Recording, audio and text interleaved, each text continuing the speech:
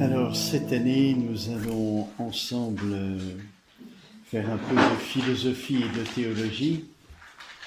Nous nous retrouverons comme ça une fois par mois pour entrer un peu plus dans l'intelligence des mystères. Le chrétien, c'est bien ça qui nous est demandé. Et nous faisons de la philosophie pour cela. Alors, c'est quelque chose que nous allons voir progressivement. Nous avons décidé aussi de prendre des maîtres pour nous guider sur ce chemin de philosophie et de théologie qui sont Aristote et saint Thomas d'Aquin. Alors, les deux questions qui vous viennent sans doute à la tête, c'est pourquoi faire de la philosophie, pourquoi faire de la théologie, pourquoi Aristote, pourquoi saint Thomas. Alors, la nécessité de faire de la philosophie, vous voyez, si vous regardez ce que signifie le terme philosophie, vous avez déjà dû entendre ceci, ça vient du grec, philia, amour, et puis sophia, qui est la sagesse, amour de la sagesse. Pourquoi aimer la sagesse si ce n'est pour en vivre, s'unir à la sagesse pour pouvoir en vivre. Alors faisons attention que la signification étymologique n'est pas toujours la signification usuelle de la parole. Si je vous donne un petit exemple, le psychologie par exemple, la parole psychologie, ça vient du grec aussi, de psyché et logos, comme théologie, logos, chaque fois que vous voyez logos, logique, c'est pas logique, d'abord, c'est l'intelligence. Alors, psychologie, c'est psyché et logos. Psyché, c'est l'âme. Et logos, c'est l'intelligence de l'âme. Vous voyez, le discours sur l'âme. C'est-à-dire, en philosophie, ça serait une philosophie du vivant, de l'être animé, de l'être qui possède une âme. La psychologie, c'est autre chose. Ça ne regarde pas en premier lieu la philosophie. D'abord, ce n'est pas, ça ne rentre pas sous la philosophie, même si ça peut être très utile pour notre parcours humain et parfois aussi surnaturel. Mais vous voyez, la parole, l'usage habituel de la parole psychologie n'a rien à voir avec le sens étymologique. Donc faisons attention à l'étymologie, ça ne donne pas toujours le bon sens de la parole. Là, pour philosophie, c'est le cas. Je veux dire, c'est le cas, le sens étymologique donne bien le sens de la réalité qu'elle signifie. C'est-à-dire l'amour de la sagesse. Alors, posons-nous la question. Qu'est-ce que c'est que la sagesse? Justement, c'est le propre de la philosophie de chercher qu'est-ce que c'est que la sagesse. Pour pouvoir l'aimer, il faut la connaître. Et donc, il y a toute une recherche de la vérité pour connaître ce qu'est la sagesse. Qu'est-ce que c'est que la sagesse? Et posons-nous la question, est-ce que nous en vivons aujourd'hui dans notre monde d'aujourd'hui qui est si bouleversé de tous les côtés? Alors si on ne sait pas ce que c'est que la sagesse, comment pouvons-nous dire, avoir un discernement sur on vit la sagesse ou on ne la vit pas? Comment faire? Eh bien, la sagesse, même dans le sens tout à fait ordinaire du mot, on parle d'un sage quand c'est un homme qui est prudent. Alors ça, c'est un aspect de la sagesse, mais ce n'est pas toute la sagesse. Un homme qui est prudent, c'est un homme sage. Mais il prend ses décisions avec du recul, en pesant le pour, le contre, etc. Il cherche, il réfléchit. Et puis, pour prendre sa décision, la décision qui le conduira là où il veut aller. Mais c'est beaucoup plus que ça, la sagesse aussi. Ça ne se limite pas à cela. Alors pour nous croyants, c'est plus simple. On sait que c'est Dieu, la sagesse. Mais pour quelqu'un qui n'est pas croyant, c'est quoi la sagesse? Alors, vous voyez, la personne humaine, elle a deux axes dans sa vie spirituelle, hein. Il y a la recherche de l'intelligence et puis il y a l'amour. La sagesse doit répondre à ces deux exigences de la personne humaine. Chercher à comprendre et puis aimer. Alors qu'est-ce que c'est que la sagesse du côté de la connaissance? Vous voyez? C'est quoi? Certainement, c'est découvrir ce qui peut éclairer notre route, ce qui peut éclairer notre chemin, ce qui peut donner sens à notre vie. Si je découvre ce qui est le principe, voilà, de ma vie, alors je peux prétendre vivre selon la sagesse. Hein? Découvrir un principe, ce qui éclaire mon chemin. Du côté de l'intelligence, certainement c'est ça. Alors, posons-nous la question, dans le monde dans lequel nous vivons, est-ce que c'est bien ça que nous vivons? Alors, je ne vous demande pas de faire un examen de conscience, hein, mais est-ce qu'il est nécessaire de faire cette recherche? Est-ce que je peux dire, moi je suis chrétien, donc je n'ai pas besoin de faire cette recherche, je sais, la sagesse, elle m'est donnée par les Écritures. Alors, je vous donne un exemple. Hein, vous avez tous Internet. Et vous regardez les informations. Bon, il y en a qui n'ont pas, hein, c'est très bien.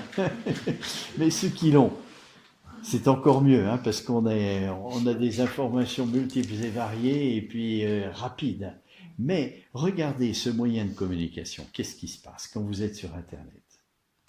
Si vous avez par exemple Edge, vous avez des petits, c'est un moteur de recherche, hein, comme Google, comme voilà.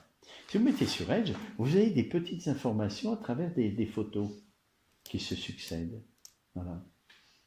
Alors vous avez une photo où on vous dit, un tel est mort parce qu'il a été assassiné. Et puis à côté, juste après, vous avez le meilleur iPhone qu'on vient de vendre, qui vient d'être fabriqué. Donc vous avez des informations qui sont données successivement nivelées au même niveau. Hein? Il n'y a plus du tout d'ordre. Hein? Donc il n'y a pas de principe. On vous communique des informations comme ça, successivement, le chien écrasé à côté d'une bombe atomique ou de je sais pas quoi, d'une guerre, d'une menace nucléaire. Hein? Et alors, en plus, si vous dites oui, mais alors on me donne des informations, mais moi quand même je suis capable de faire un discernement. Hein, je suis capable d'ordonner les informations que je vois, mais vous avez une succession qui est tellement rapide, vous avez une image après l'autre, que vous n'avez plus le temps de prendre du recul et de faire un discernement. Vous voyez, les deux combinés, c'est-à-dire l'image qui vous met tout au même niveau, l'information tombe en quelque sorte dans l'anonymat, et la rapidité avec laquelle on reçoit les informations, qui fait que vous n'avez pas le temps d'avoir du recul et de vous poser des questions et de vous interroger.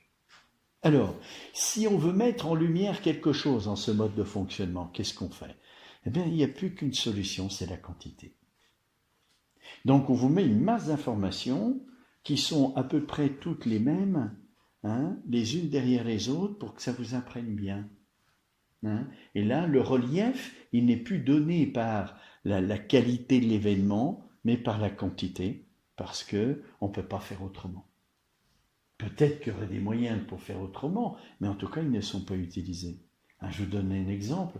La pandémie, par exemple, hein, tous les jours, vous êtes matraqués, on vous donne aujourd'hui tant de contaminés, aujourd'hui tant de morts, aujourd'hui tant de guéris, aujourd'hui tant de positifs, aujourd'hui, etc. Tous les jours, et puis sur plusieurs images. Voilà, la quantité pour essayer de mettre en relief la chose importante. Alors, est-ce que c'est la chose la plus importante? Hein? Est-ce que c'est la chose qui va éclairer mon chemin de vie? Peut-être. Hein? Et vous voyez, il faut se poser des questions. Vous avez, on est en face aujourd'hui d'une communication qui ne permet pas, à mon sens, de prendre du recul et puis de mettre un ordre, vous voyez, de discerner l'ordre. Oui. Aristote disait, mais on le verra, hein, le propre du sage est d'ordonner. Ordonner, un ordre de priorité dans ma vie. Si je suis sage, hein, je découvre un principe qui éclaire ma vie, qui éclaire mon chemin, qui me permet de marcher dans la lumière selon l'intelligence et le discernement de la vérité. L'intelligence, elle est faite pour connaître la vérité. Hein. Donc un principe qui soit vrai, évidemment. Du côté de l'amour, qu'est-ce que c'est qu'être sage? Qu'est-ce que c'est qu'être sage? Eh bien, certainement, c'est aimer, mais aimer de telle sorte que cet amour m'amène au bonheur qui permet d'atteindre un plein épanouissement de ma personne. Hein? Certainement, la sagesse est de ce côté-là. On le reverra, mais Aristote dit que tout homme désire le bonheur. Hein, c'est inscrit profondément dans notre personnalité. Mais quant à savoir qu'est-ce que c'est que le bonheur, alors là, tout le monde diverge. Pour les uns, le bonheur, c'est beaucoup d'argent. Pour les autres, c'est la liberté absolue. Je fais ce que je veux, quand je veux, comme je veux. Pour d'autres, c'est la gloire. Pour d'autres, c'est l'amour. Pour d'autres, etc., etc. Alors, qu'est-ce que c'est que le bonheur du côté de la capacité affective de la personne humaine, hein, du côté de l'amour? Qu'est-ce que c'est que la sagesse? Et puis, il n'y a pas seulement ce qui détermine mon bonheur, ma capacité d'aimer, il y a aussi tout le conditionnement humain. Hein? Quelqu'un qui est très malade, pour lui le bonheur, ça va être d'être guéri. Hein? Qu'est-ce que c'est que le bonheur? Est-ce que c'est d'être délivré de la pandémie? Est-ce que c'est ça mon bonheur, ma félicité ultime, qui me rendra sage, hein? Qui fera de moi un sage? Vous voyez, c'est toutes ces questions. Alors, vous dites du côté cognitif, par exemple, ben moi j'ai résolu le problème, hein, pas d'internet. Voilà, pas de télévision, pas de téléphone, etc. Mais vous êtes en face de jeunes, alors vous allez lui dire quoi, vos enfants? Vous allez lui dire, ben moi voilà, Internet c'est pas bon, donc je supprime. Bon, ceux qui n'ont pas Internet, bien sûr qu'ils ont fait une autre réflexion, hein, mais il y a toujours un risque face aux jeunes de répondre d'une façon catégorique. Et ça ne passe pas. Vous allez leur dire quoi? Hein? Comment faire comprendre aux jeunes qui sont dans un milieu, vous voyez, où tout le monde touche à ça, et tout le monde, vous voyez, ça fait partie du milieu de vie maintenant. Hein? Alors, sans moraliser non plus, parce qu'en moralisant, vous obtenez rien du tout. Alors, comment faire? Ah ben, c'est justement le propre de la sagesse. Si je découvre le principe de ma vie, qui n'est pas seulement la morale, heureusement, un principe bien plus élevé que ça, qui conduit ma vie, qui me permet de marcher dans la lumière, alors peut-être que je peux parler aux jeunes d'une autre manière. Mais pour ça, il faut que je sache qu'est-ce que c'est que la personne humaine.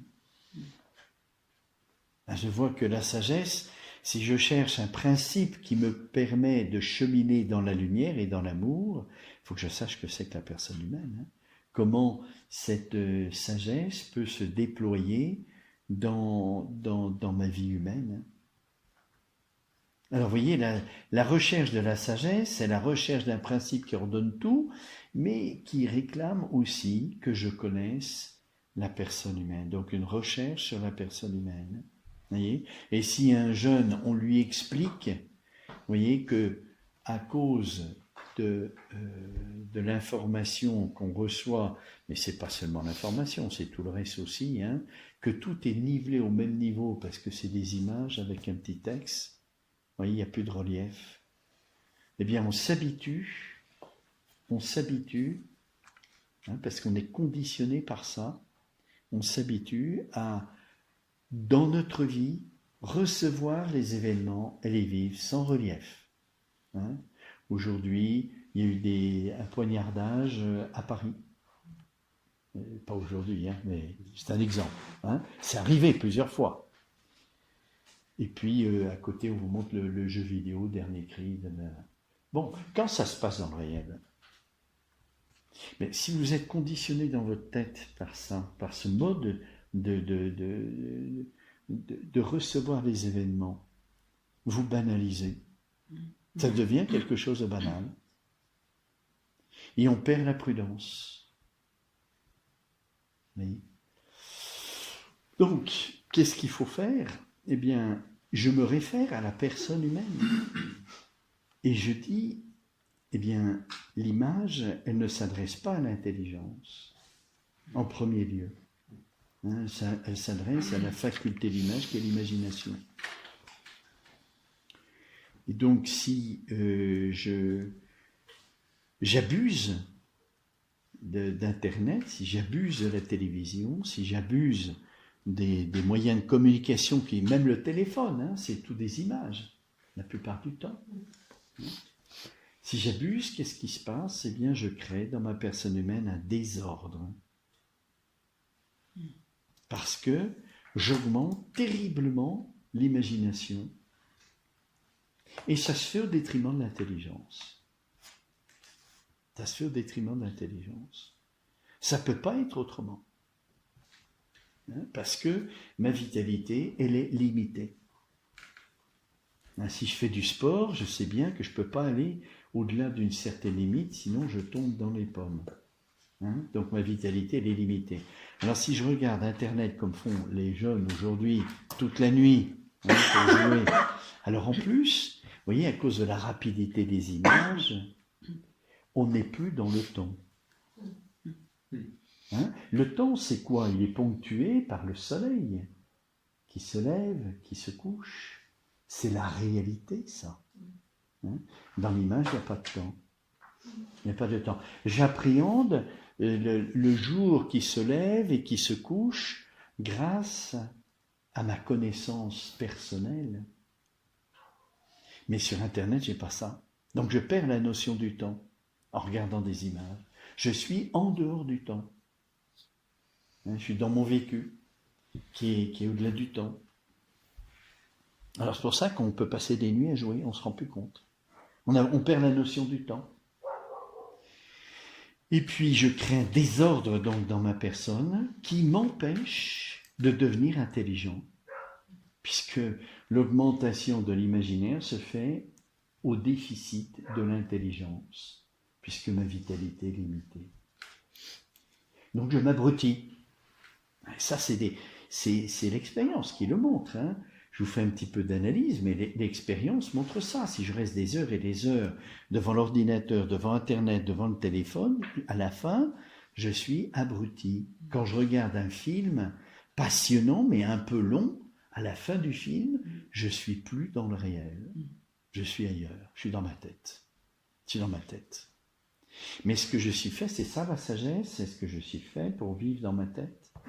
Ou est-ce que je suis fait pour vivre de la réalité? Tout le problème est là. Alors vous voyez bien que notre monde d'aujourd'hui, j'ai pris Internet, mais du côté de l'affectif, c'est la même chose. Hein.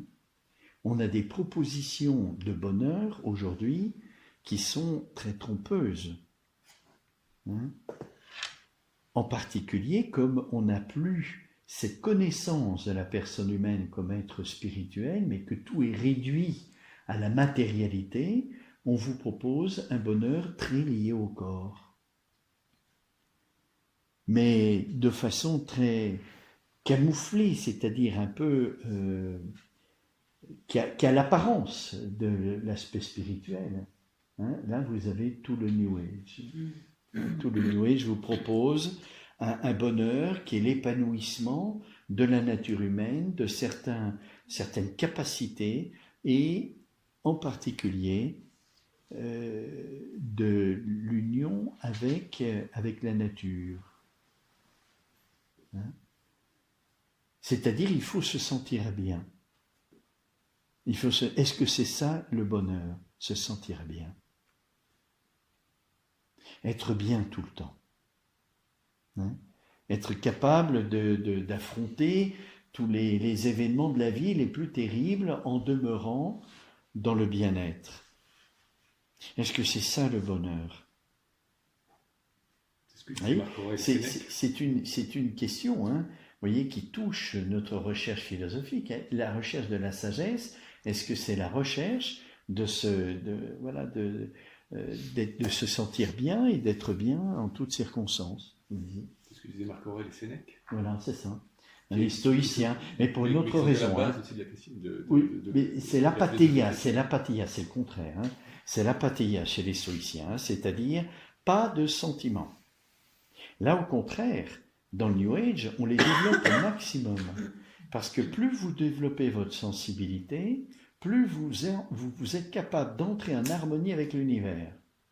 Et en entrant en harmonie avec l'univers, vous avez un certain repos, qui est le repos du corps, un repos sensible, un repos psychologique, et on vous fait croire que c'est l'aspect mystique le plus élevé, hein, du bonheur humain. Oui. Tandis que le stoïcisme, c'est le contraire, hein, c'est n'être touché par rien.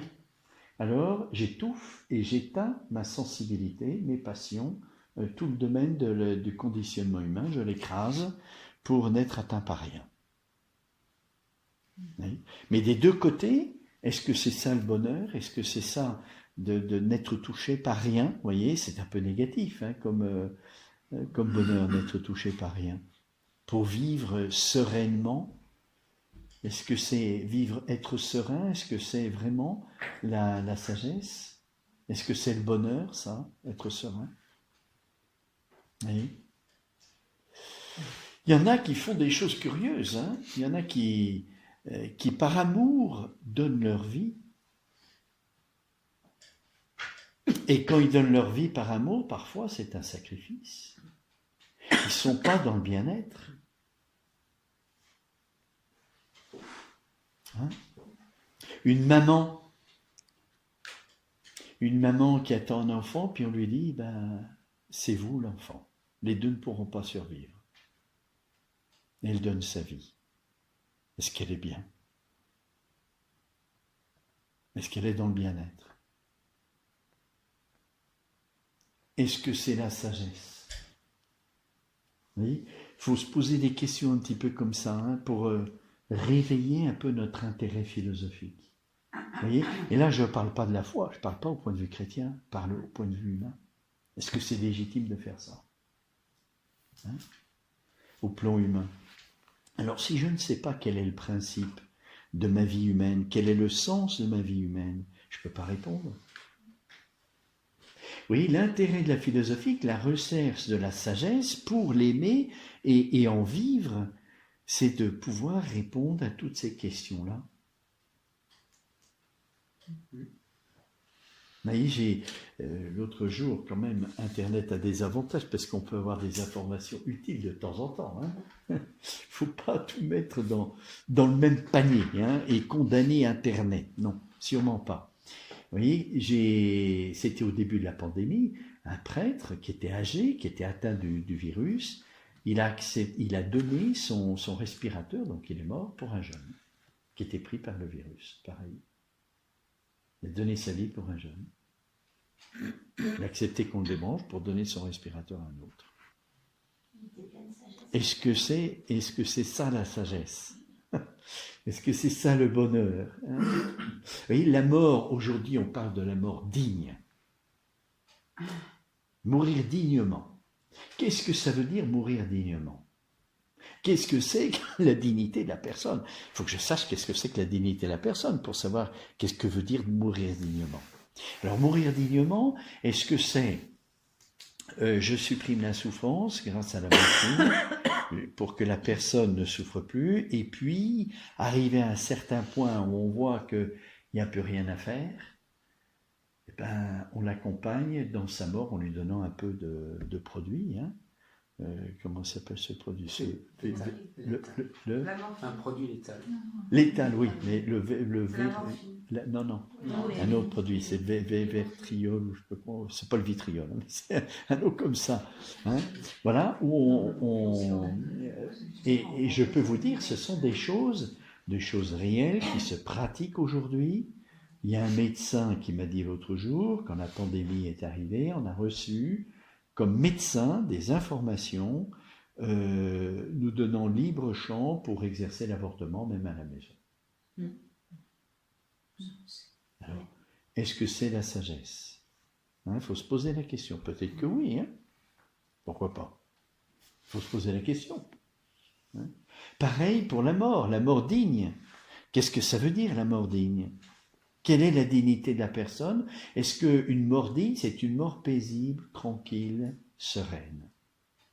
Est-ce que c'est ça la dignité de la personne? Je vous ai dit tout à l'heure, il y en a certains qui donnent leur vie par amour, mais qui donnent leur vie dans des conditions terribles. Est-ce que c'est une mort digne, ça? D'accepter la souffrance et de mourir dans des tortures physiques par amour pour quelqu'un, pour prendre la place de quelqu'un, par exemple. Est-ce que ça veut dire, c'est ça, mourir dignement? Vous voyez, si je ne sais pas ce que c'est, vous voyez, on est tellement imprégné du New Age qu'on pense que mourir dignement, oui, c'est ça, c'est mourir dans la tranquillité, paisiblement. Hein, c'est mourir sans être dégradé par la souffrance. Alors, au plan chrétien, le Christ, comment il est mort? Dégradé, hein? Je suis vert, non point homme, dit le psaume. Hein? Il n'est pas mort dignement. Vous voyez, il faut sentir ça, hein, toutes les influences que nous subissons tout le temps, hein, à cause du milieu dans lequel on vit, hein, de ce monde qui ne recherche pas tellement la sagesse, qui essaye de survivre aujourd'hui. Hein. C'est déjà pas mal, hein, d'essayer de survivre, hein. Mais survivre comment? Hein, survivre en dépassant les difficultés, survivre en recherchant la sagesse. Il y a plein d'autres aspects, hein, du monde d'aujourd'hui. Je ne fais pas une critique en règle du monde d'aujourd'hui, hein, il y a des choses très belles. Mais il y a des aspects qui nous empêchent d'aller de l'avant. Voyez, si vous regardez, par exemple, par quoi est mené le monde aujourd'hui, hein, le monde est mené par le commerce, par l'argent, par l'efficacité.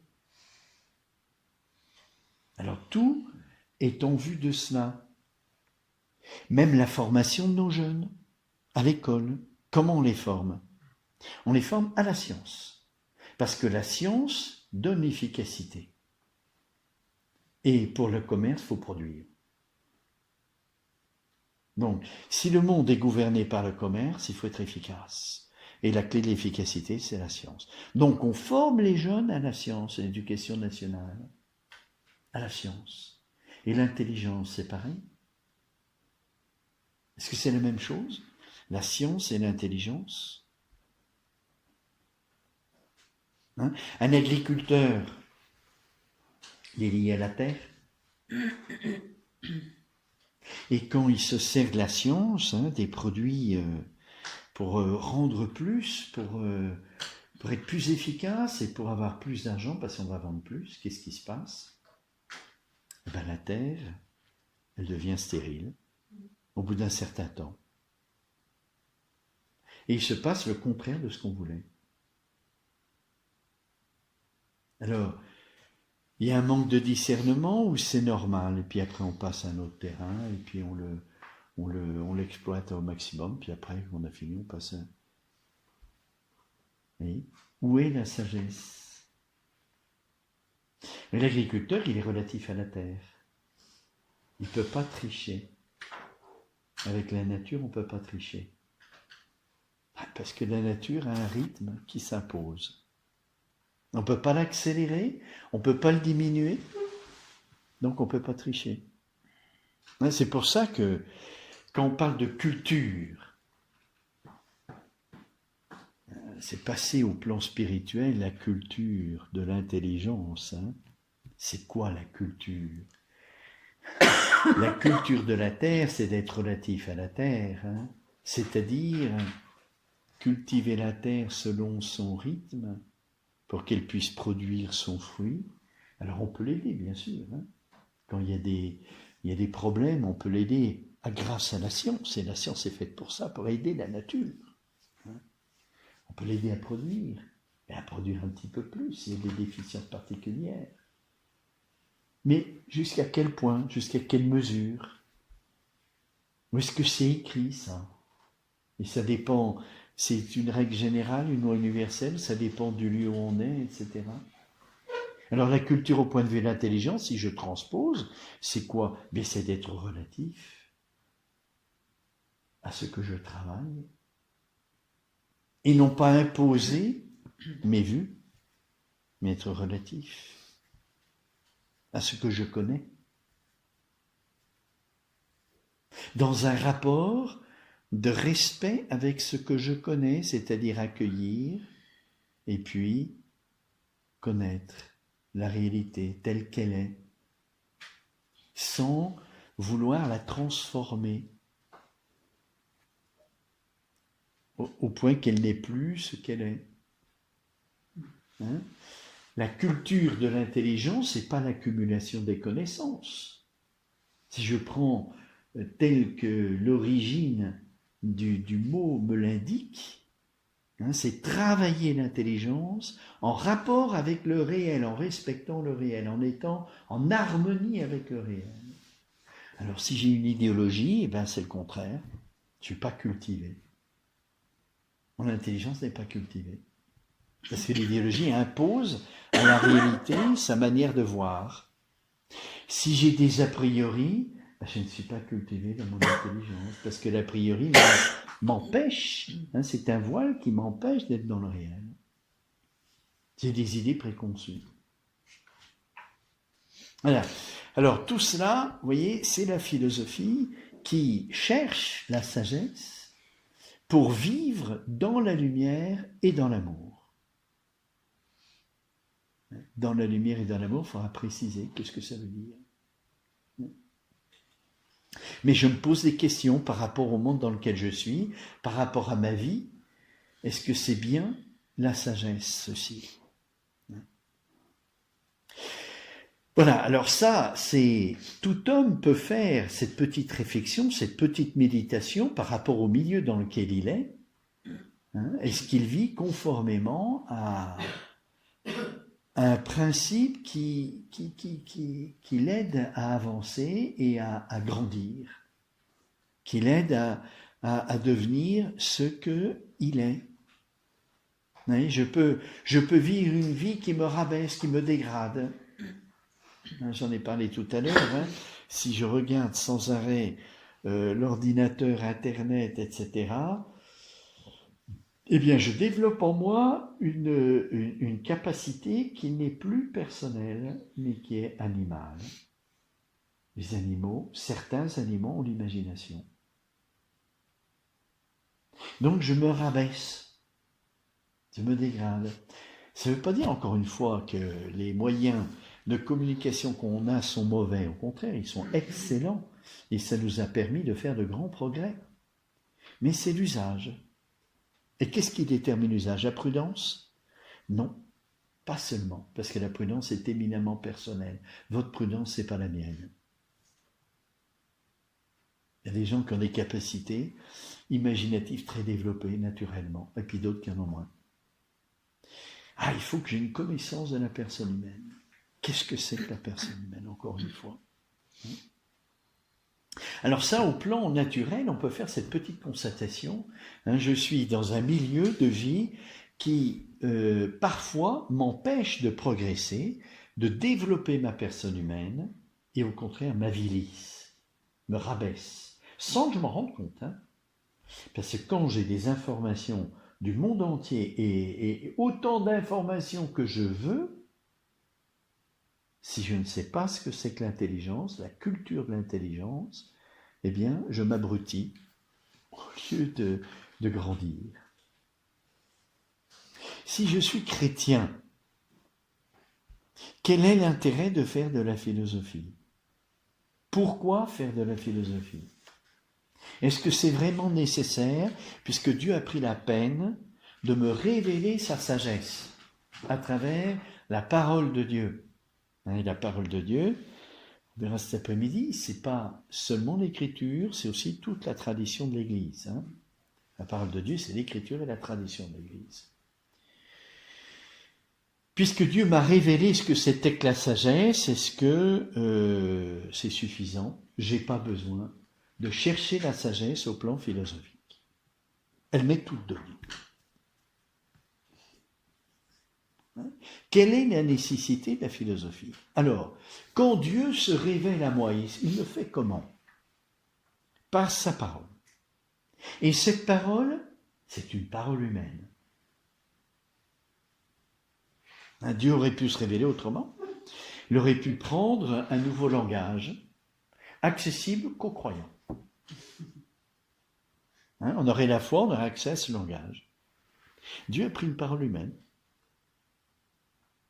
Il y a une raison pour ça.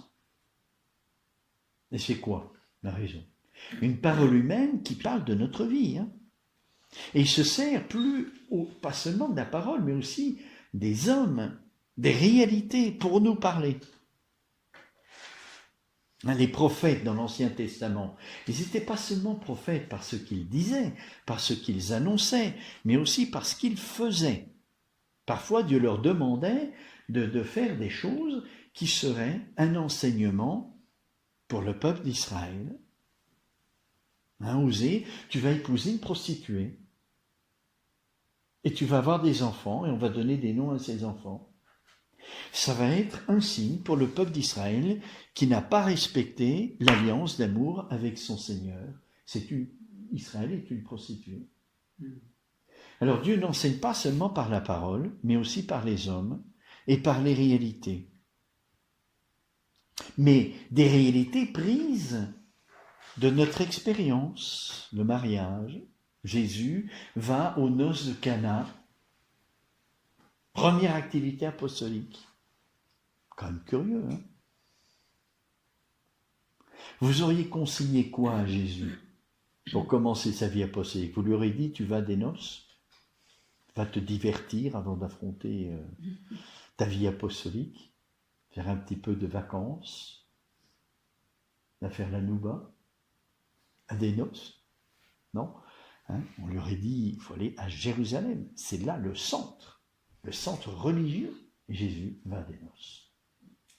Et Saint Jean termine ce chapitre 2 en disant, tel fut le premier des signes que Jésus accomplit. Et le signe que Jésus accomplit, c'est pas le miracle. Dans Saint Jean, le signe, c'est plus profond que ça. C'est pas un miracle. Un miracle est un signe, mais c'est beaucoup plus profond. C'est justement ce qui parle à notre intelligence, le signe. Vous voyez un feu rouge, vous arrêtez. Ça parle. C'est pas écrit stop, c'est une convention. Feu rouge, vous savez qu'il faut vous arrêter. Et si vous vous arrêtez pas, eh bien, vous aurez compris. Parce qu'on vous arrête, on vous enlève le permis, on vous confisque, on met des points en moins, une amende colossale. Et la prochaine fois, vous n'allez même pas y penser, ça se fait tout seul, vous arrêtez.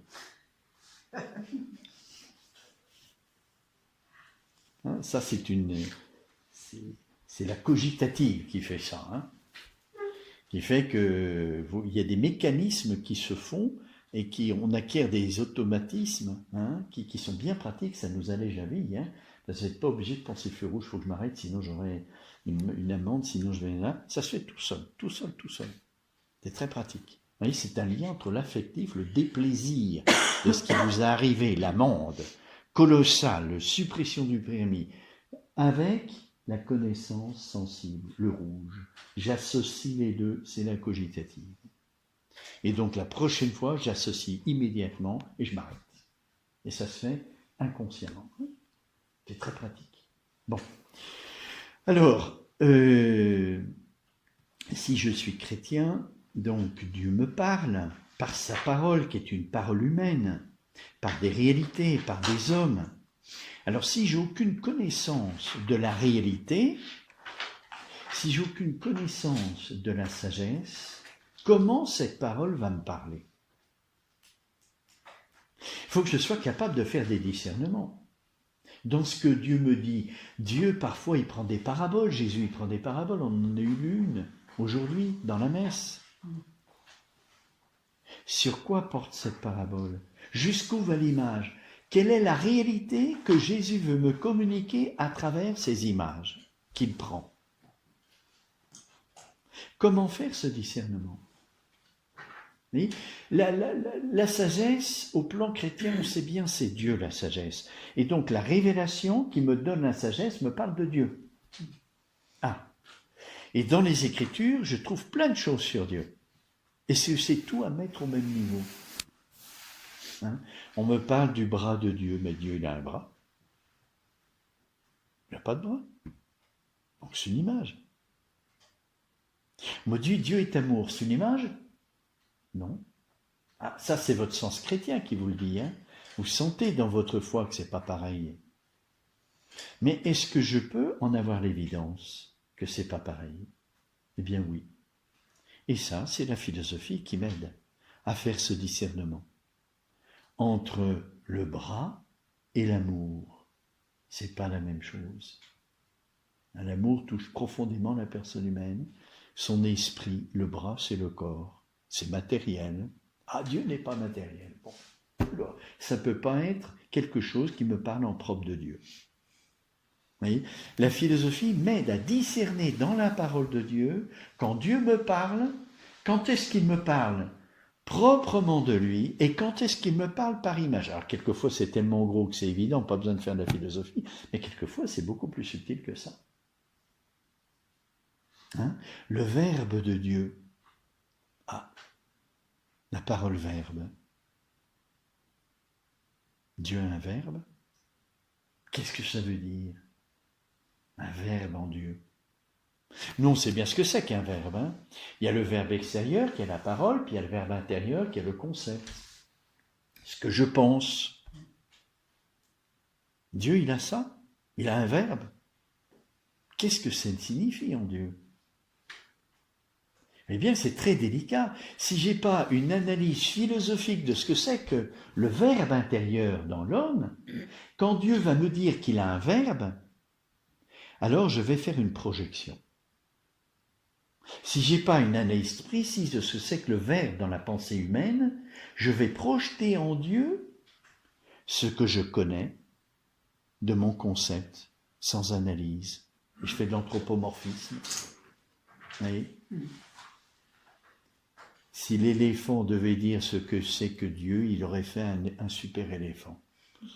Hein, c'est ça l'anthropomorphisme. Hein. Je projette en Dieu ce que je connais de ma personne humaine. Hein. Est-ce que c'est juste de faire ça? Dieu est transcendant. Est-ce que je peux projeter comme ça sur Dieu? Il est tout autre, Dieu. Il est tout autre. Il est esprit, moi j'ai un esprit. Ah, mais est-ce que c'est la même chose ou est-ce que Dieu est transcendant? Qu'est-ce qui peut m'aider à faire ce discernement? La parole de Dieu déjà elle-même, hein, parce qu'elle est multiple, cette parole de Dieu, il y a une cohérence. Donc je peux mettre en parallèle des paroles de Dieu qui se complètent, qui se corrigent mutuellement et qui m'aident à préciser. Mais ce n'est pas suffisant. C'est pas suffisant.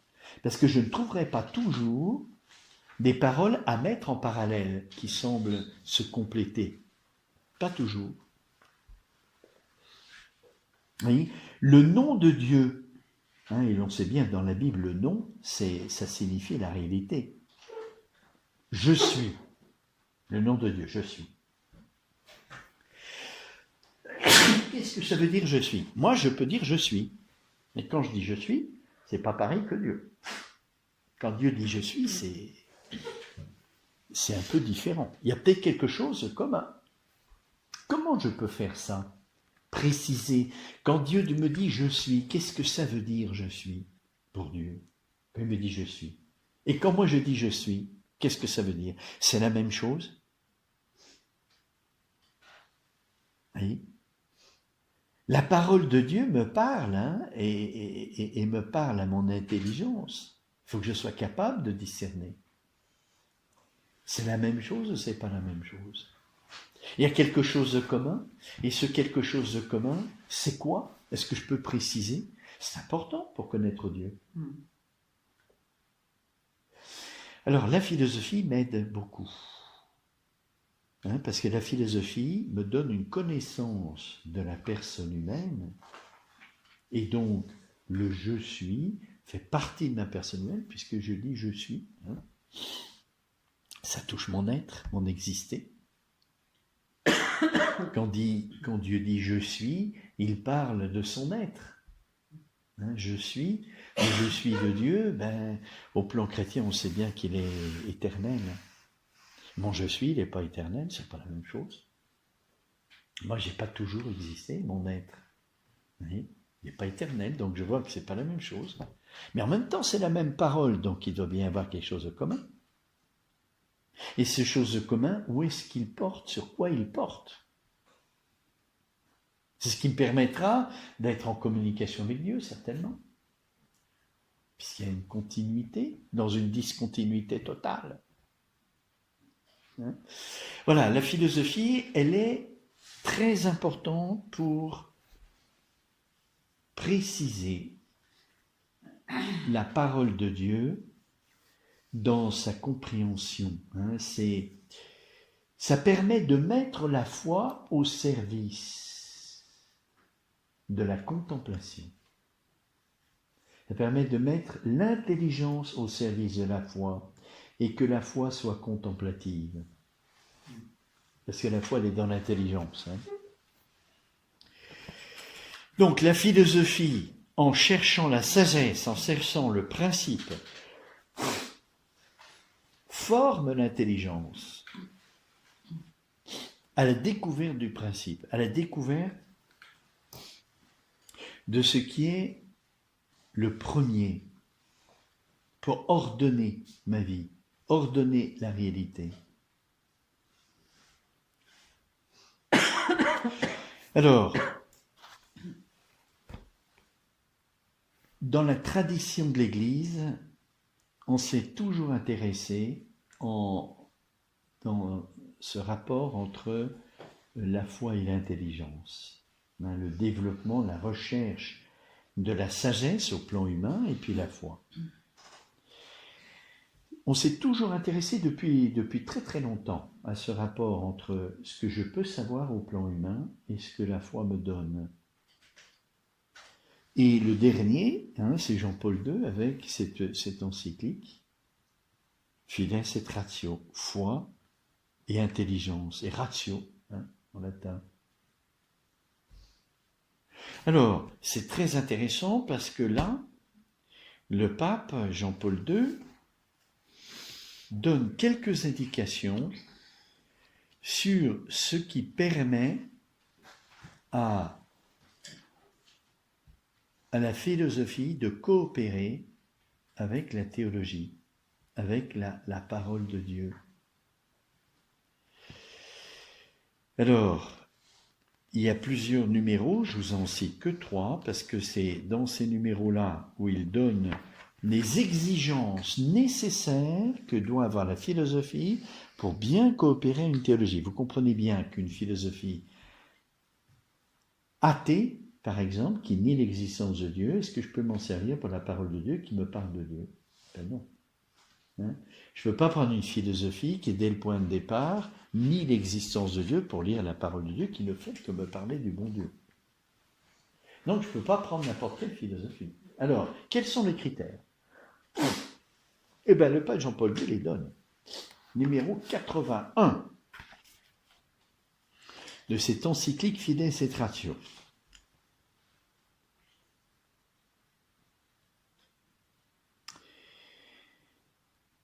Le pape montre que ça, c'est pas une nouveauté, hein, on le sait depuis très longtemps, mais il va s'en servir pour aller plus loin, qu'il y a une harmonie entre l'intelligence et la foi, puisque l'auteur est le même.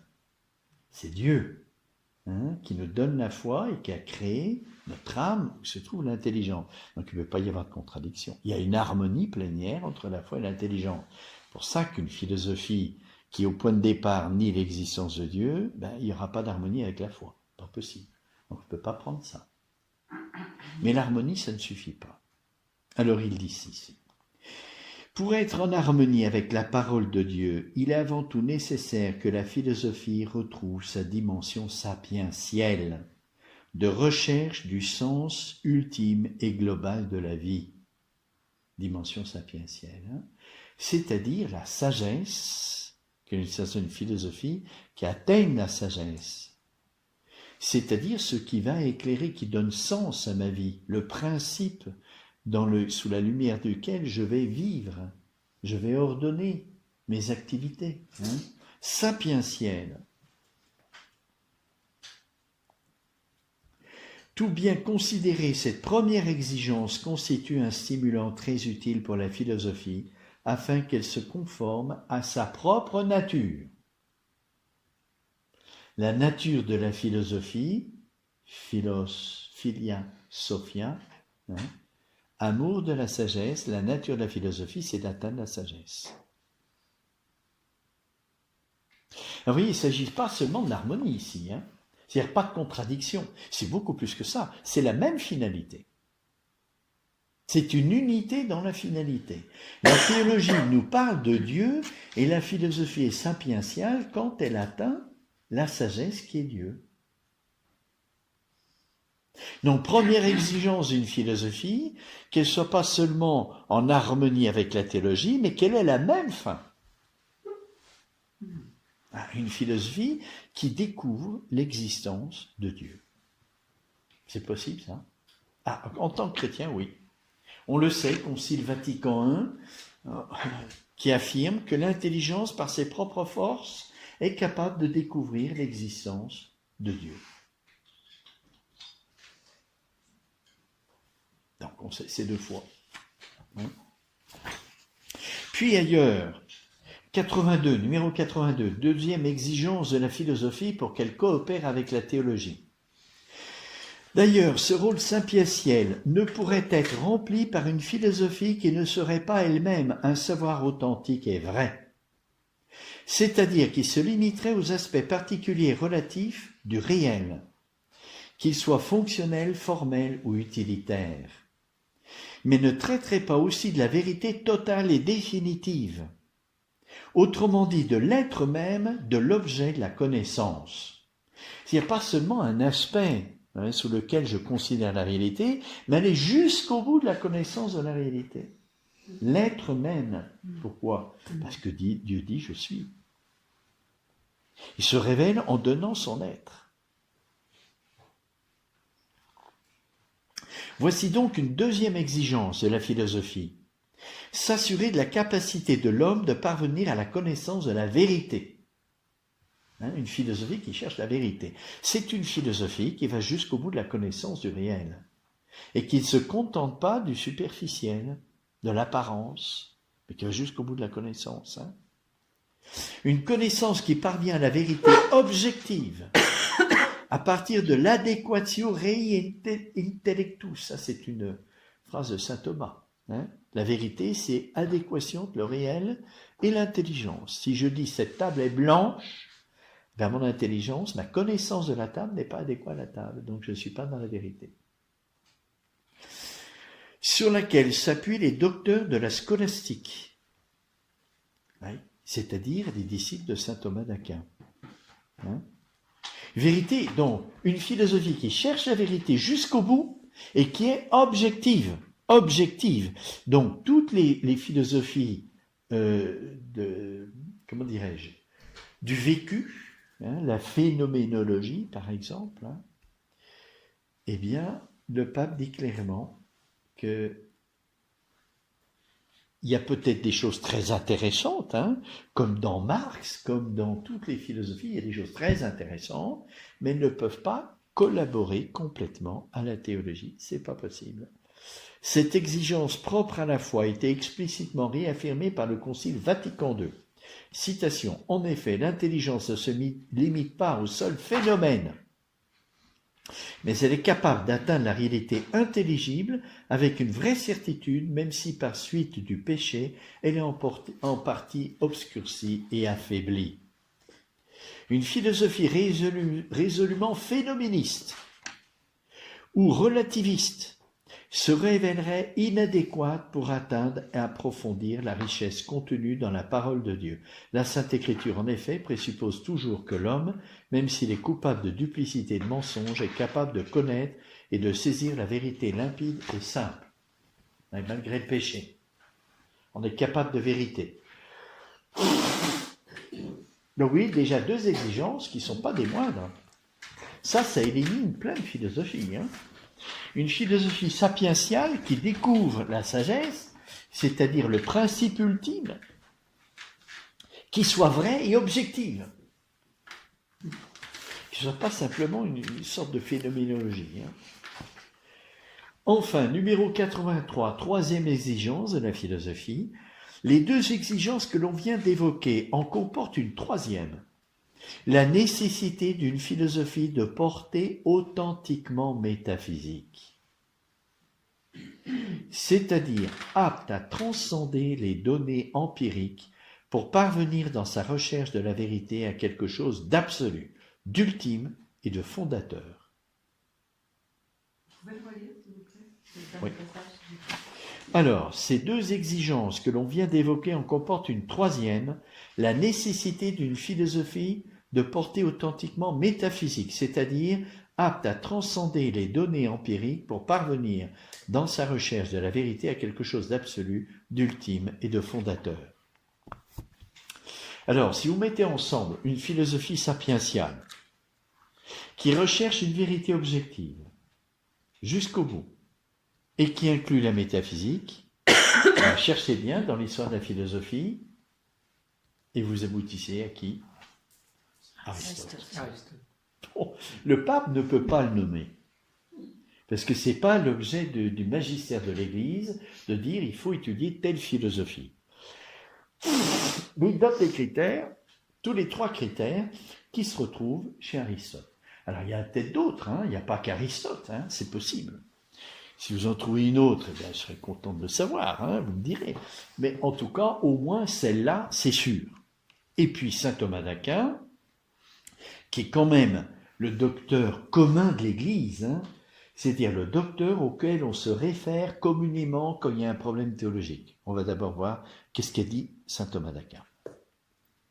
Alors non pas que sa théologie soit exhaustive, c'est-à-dire qu'elle a épuisé tous les problèmes, bien sûr que non, et non pas qu'elle soit parfaite dans tous les domaines, bien sûr que non. Mais c'est quand même une référence fondamentale. C'est-à-dire, c'est une base sur laquelle on peut s'appuyer. Ça ne veut pas dire qu'elle est parfaite, ça ne veut pas dire qu'elle est achevée, bien sûr que non. Mais c'est une base sur laquelle on peut s'appuyer. Qui c'est qu'il a pris comme philosophe ? Aristote. Donc du côté de l'autorité de l'Église, puisque l'Église a affirmé que saint Thomas d'Aquin était docteur commun de l'Église, et qu'il a pris Aristote comme philosophe, pour s'appuyer, pour découvrir ce que disait la parole de Dieu, eh bien nous sommes orientés tout naturellement, c'est une des raisons en tant que croyants, pour faire de la philosophie à l'école d'Aristote. Oui. Donc que ce soit en dehors de la foi du point de vue chrétien, ou que ce soit du point de vue chrétien, voilà, la philosophie recherche la sagesse et Aristote a découvert ce principe premier que les traditions religieuses appellent Dieu. Sans l'aide des Écritures, ni de la parole de Dieu, en cherchant la vérité. Alors, la prochaine fois, c'est ce que nous ferons. Nous regarderons un petit peu qu'est-ce qui a motivé Aristote à se lancer dans cette recherche de la sagesse. C'est intéressant de voir la motivation.